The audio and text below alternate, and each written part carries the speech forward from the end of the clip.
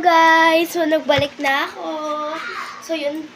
Humaba na yung buhok hanggang dito. Di ba dati hanggang dito pa lang siya?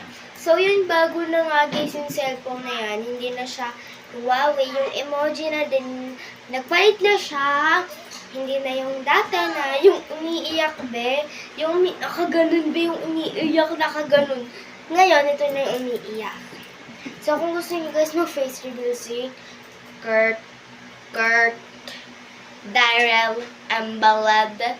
Kung gusto nyo, ay naku be, mag-comment kayo.